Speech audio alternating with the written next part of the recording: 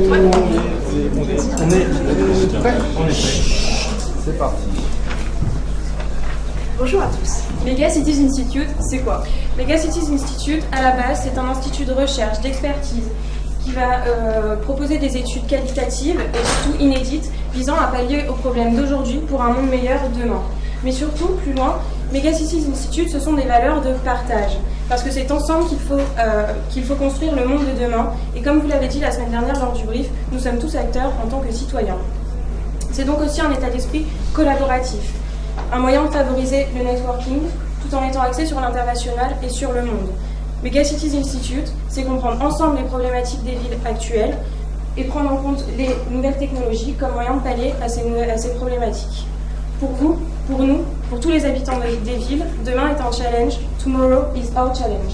Donc dans ce hour, nous avons regroupé toutes vos cibles que nous avons divisées en 3 parties, c'est-à-dire le grand public, les cibles influenceurs et enfin la cible entreprise, le B2B. Donc attachons-nous d'abord à connaître qui est cette cible grand public. Cette cible grand public représente 20% de la population mondiale, soit 1,4 milliard d'individus, dont une large part fait partie de 3,7 milliards d'internautes dans le monde. On peut dire que cette cible,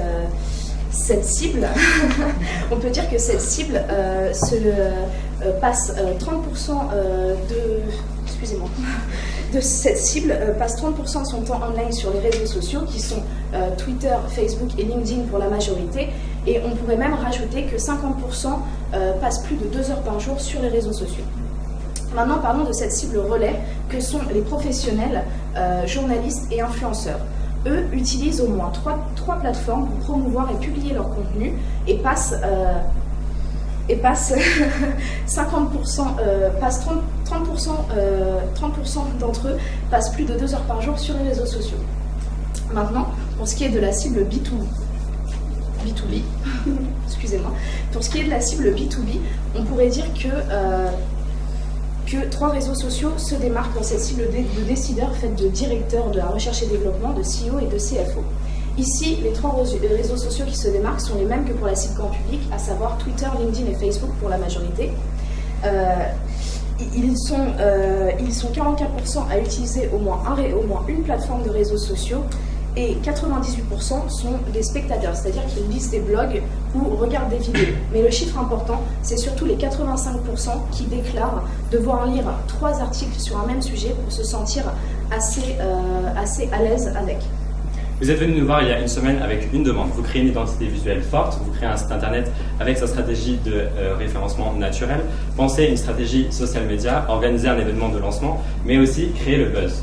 Nous sommes l'agence PMU et donc l'agence est composée de Antoine, Giola, Marlène, Margot, Camille, Perrine et Audrey qui n'a pas pu venir aujourd'hui et moi-même Alexandra. Mais avant d'arriver au fond, bien évidemment, voyons la forme. Donc il était essentiel forcément de vous créer en fait une identité graphique. Cette identité graphique, elle va asseoir en fait votre positionnement et en fait faire ressortir le côté citadin de votre institut. En effet, elle va être claire, moderne et futuriste. Donc comme vous allez le voir s'afficher justement. Donc voici le logo.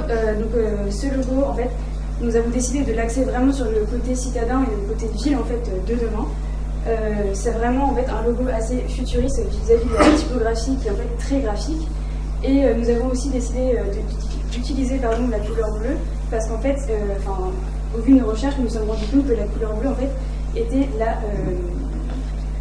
la plus appréciée par plus de la moitié de la population mondiale. Voilà. Merci. Et nous avons aussi pris le parti d'utiliser la couleur verte parce qu'en fait, elle va en fait apaiser le côté bleu et rendre en fait le logo plus sympathique. Voilà, une fois la charte graphique établie, il est essentiel de l'appliquer au site internet. Vous nous avez demandé un site vitrine, mais nous, ce qu'on a voulu faire, c'est vous positionner comme la source d'information référente sur la Megacity de demain, avec du contenu pertinent et original.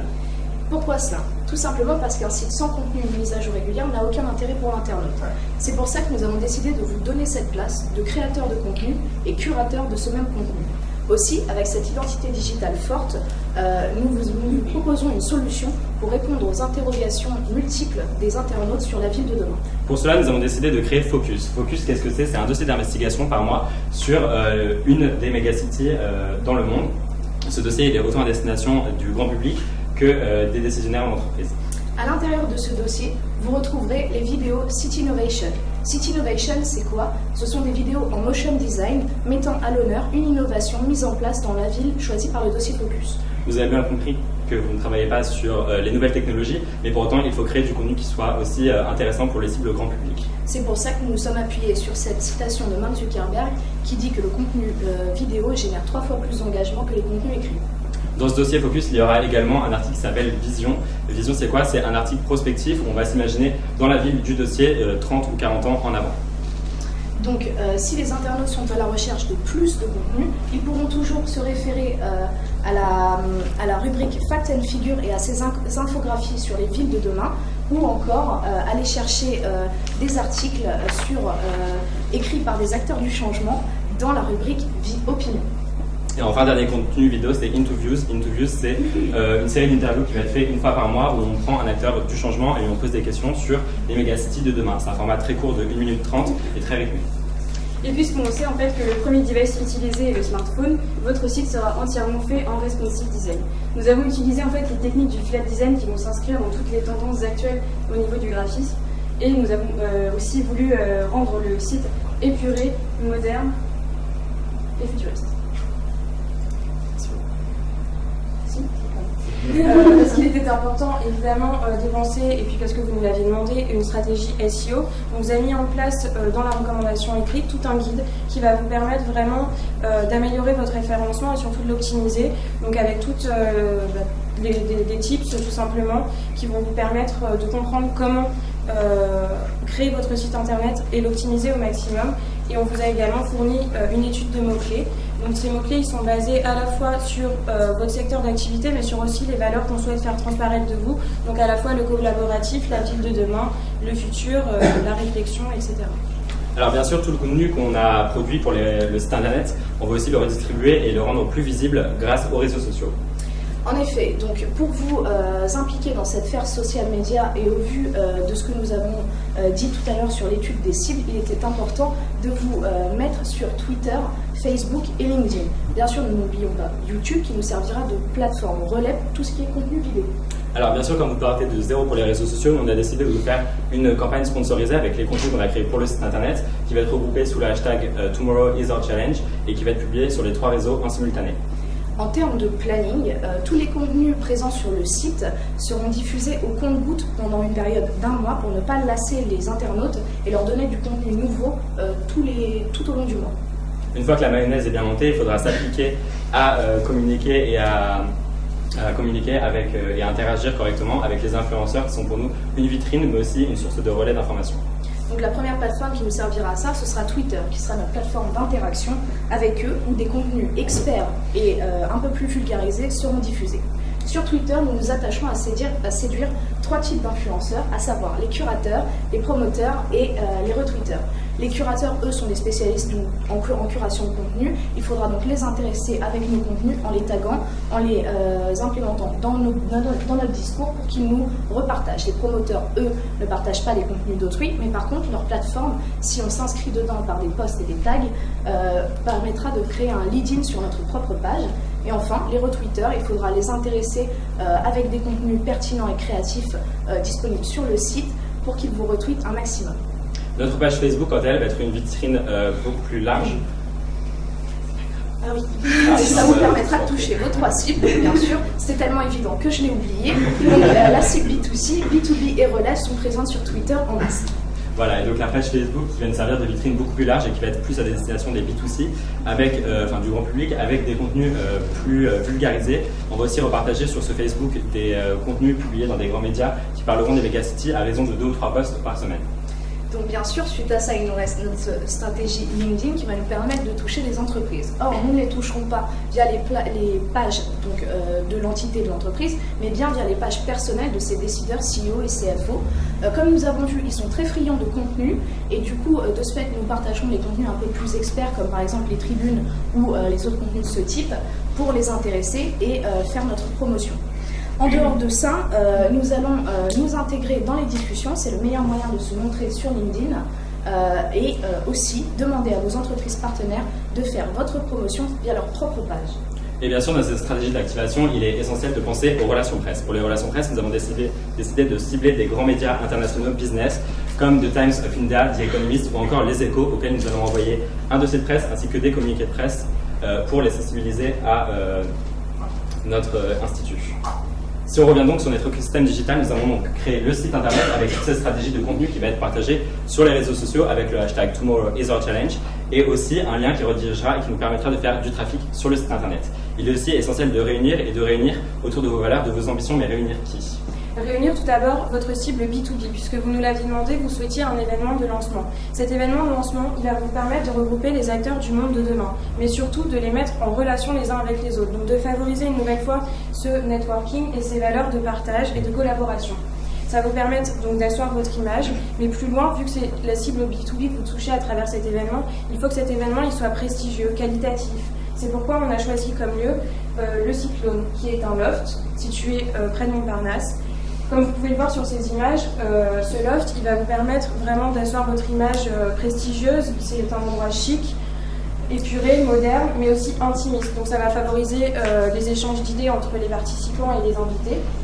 Ce qu'on vous propose, donc, c'est de l'organiser le 15 juin. Évidemment, la date est aléatoire, vous pouvez bien évidemment la changer. Mais surtout, ce qu'on vous propose, c'est d'organiser un cocktail dînatoire. Un cocktail dînatoire, pourquoi ? Parce que tout simplement, les personnes que vous allez inviter, elles sont plus à même d'être présentes à une tranche horaire comme 18h, 22h. Donc c'est plus simple d'avoir vraiment des invités à cet événement. Donc, comme je vous le disais, il prendra lieu de 18h à 22h avec évidemment en ouverture un discours, tout simplement du président de Megacities Institute, qui permettra donc de mettre en avant et de présenter l'Institut et de présenter vos valeurs. Mais plus loin, pour ponctuer les temps de parole, on vous propose d'organiser des démonstrations d'innovation. Ces démonstrations d'innovation, une nouvelle fois, ça va venir appuyer votre image, cette image dans l'Institut collaboratif. Donc vous pourrez mettre en avant des entreprises, mais aussi des associations, des startups, qui d'ores et déjà ont des idées pour améliorer la ville de demain, le monde de demain. Tels que Green Creative, qui propose aujourd'hui des améliorations dans le traitement des déchets, ou encore New Wind, qui propose une éolienne qui va permettre d'alimenter un foyer qui va jusqu'à 4 personnes. Mais plus loin, cet événement, c'est pour vous, c'est pour votre institut, donc c'est pour le mettre en avant auprès de la cible B2B. C'est pourquoi il est important de présenter les entreprises membres, donc de votre institut. Nous, ce qu'on a voulu, c'était pas les présenter de manière classique, donc pas leur proposer de prendre la parole les unes après les autres, parce qu'on trouve que ça va être redondant. Donc ce qu'on vous propose, c'est qu'elles se présentent autour d'un débat. Ce débat, tout simplement, vous leur proposez en amont, celles qui souhaitent participer participent, et elles vont réfléchir ensemble à une question ou un sujet qu'elles souhaitent soulever. Ça va leur permettre donc de se présenter de manière originale, mais surtout de se présenter dans un contexte particulier, donc dans un contexte de travail collaboratif, et donc ça va favoriser aussi votre image. Alors bien sûr, ce débat il va être rediffusé sur les réseaux sociaux. On a prévu un Facebook Live ainsi qu'un Periscope pour Twitter. Ça va nous permettre de fédérer une communauté d'intéressés autour de Megacities Institute et ça va aussi nous permettre de créer du lead-in sur nos pages. Donc pour cet événement super important pour vous, nous n'oublions pas les relations presse et les journalistes. Ce sera une sélection très ciblée de journalistes avec qui il faudra créer un lien de confiance car ils seront aussi invités à titre à part entière. C'est-à-dire que lorsque vous leur enverrez votre press kit composé d'un communiqué de presse sur le sujet de l'événement expliquant le pourquoi de cet événement, ainsi qu'un dossier de presse sur l'Institut elle-même afin qu'ils aient un petit peu de contenu pour pouvoir mieux appréhender cette soirée, ils recevront aussi une invitation et un save the date au même titre que tous les autres invités. Plus loin, ici c'est plus une préconisation qu'on vous fait, c'est tout simplement participer au TEDx et au TED Talk, donc que vous devez connaître, j'imagine, parce que ça va vous apporter une nouvelle dimension. Vraiment, ça va vous apporter déjà de la visibilité, parce que les TEDx et les TED Talk, c'est quelque chose de très relayé, et surtout, c'est très apprécié par la cible B2B, notamment les acteurs de l'innovation et les acteurs du changement. Donc on vous conseille vivement de participer, tout simplement en envoyant votre candidature, en espérant... voilà. Et bien évidemment, puisque l'on sait que les jeunes citoyens d'aujourd'hui sont aussi les acteurs du monde de demain en termes de recherche et d'innovation, il était important en fait de les inclure à votre projet. En effet, ils sont une source novatrice et ils vous aident en fait à avoir plus loin en fait dans votre démarche. Donc nous, ce qu'on a voulu, c'était vraiment les inclure justement dans votre démarche d'expert et surtout dans votre démarche de réflexion sur des solutions pour le monde de demain. Et parce que Tomorrow is our challenge, on a souhaité créer un hackathon. Ce hackathon, donc, je pense que vous connaissez le principe, on propose à des collaborateurs, des pitchers et des développeurs de travailler ensemble pour favoriser l'innovation. Nous, ce qu'on vous propose, c'est de l'organiser sur 3 jours et de mettre en collaboration 7 écoles, donc l'école polytechnique, l'ENSA, l'école du Breuil, l'école d'urbanisme de Paris, l'école des hautes études en sciences sociales, l'école 42 et bien évidemment le CESACOM. C'est le mix de ces différentes écoles et surtout de ces différents domaines, donc autant l'architecture, l'urbanisme, le développement, la communication et j'en passe, qui va vous permettre de trouver des idées novatrices en fait pour le monde de demain, mais surtout de rencontrer les acteurs du monde de demain, puisque les jeunes qui sont actuellement en études seront demain amenés à être des salariés. Donc il est important pour vous de vous pérenniser dans le temps et de vous assurer une visibilité auprès de la cible B2B, mais aussi de la future cible B2B. Donc le sujet pour ce hackathon sera imaginer des solutions pour la ville de demain qui permettront de pallier aux 6 problèmes identifiés: le bruit, la pollution, le trafic, le manque d'espace vert, le manque de places de parking et la sécurité. En fait, ici, le but, ce n'est pas d'avoir en fait, des produits finis, mais surtout d'avoir des idées pour pousser à la réflexion et vraiment à réfléchir ensemble à ce que pourrait être le monde de demain, à vraiment englober tous les citoyens d'aujourd'hui et de demain. Donc bien sûr, cet événement sera relayé sur votre site via un espace dédié, mais aussi sur les plateformes de réseau social où nous inviterons les étudiants à poster et à tweeter sur leur expérience vécue dans ce hackathon sous le hashtag Tomorrow is our challenge. Donc, en ce qui concerne le planning, en fait, toutes ces actions vont se dérouler entre janvier et juillet. Donc, en janvier-février, on va avoir tout ce qui est la mise en place du site internet, donc le développement, etc., etc. Ensuite, aux alentours de mars-avril, on va avoir le hackathon qui va se dérouler à ce moment-là. Ensuite, en juin, on va avoir du coup, votre événement de lancement. Et bien évidemment, sur ces 6 mois, on aura forcément donc, la stratégie de réseau de social media qui sera mise en place, ainsi que la stratégie de relations presse. En ce qui concerne le budget, donc on aura un budget de 3 000 € pour le site internet, 1 500 € pour les social media, 6 632 € pour l'événement de lancement, 600 € pour le hackathon et 550 € pour les relations presse, ce qui nous fait du coup un total de 15 283 €. Mais il nous reste du budget. Pourquoi ? Tout simplement parce que vous souhaitiez créer le buzz. Et nous, le buzz qu'on a voulu, c'était de le créer autour de la masse, du grand public. Parce que le grand public, comme on vous l'a déjà présenté, il regroupe à la fois vos cibles B2B, donc comme le disait Giola au début, avec les CEO, les décideurs d'entreprise, mais aussi tous les acteurs du monde de demain, puisque c'est ensemble qu'il faut construire le monde de demain. Et puisque l'on sait que la ligne 1 du métro est la ligne la plus utilisée de France, en effet, elle regroupe 12,3 millions de voyageurs par an en fait, dans la station de métro Hôtel de Ville. 7,4 lieux et sorties sont en fait espacés de moins de 100 mètres et 29,8 commerces sont aussi espacés à moins de 100 mètres. Un événement, par exemple, sur le parvis de l'Hôtel de Ville, en fait, permettrait de regrouper toutes nos cibles à cet endroit. Imaginez-vous maintenant, vous arrivez sur l'Hôtel de Ville, il y a de l'herbe, un chemin, vous le suivez. Quand tout d'un coup, vous apercevez qu'il y a une énorme bulle géante transparente. Vous entrez dans cette bulle. À l'intérieur, tout est détendu. Il y a des fauteuils, des plantes, ça sent bon, les hôtesses sont agréables, vous êtes à l'aise. On vous demande de porter un casque audio. Fermez vos yeux. Je suis votre ville. Certains me trouvent seule, bruyante et trop peuplée.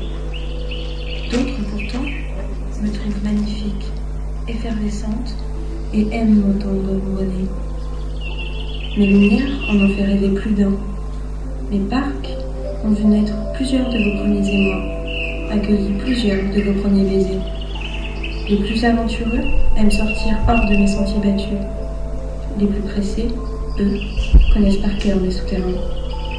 Mon air n'est pas toujours le plus pur, mais j'accueille quiconque le souhaite, petit comme grand, travailleur ou rêveur. Mes artères sont parcourues de bus, tramways, voitures ou vélos.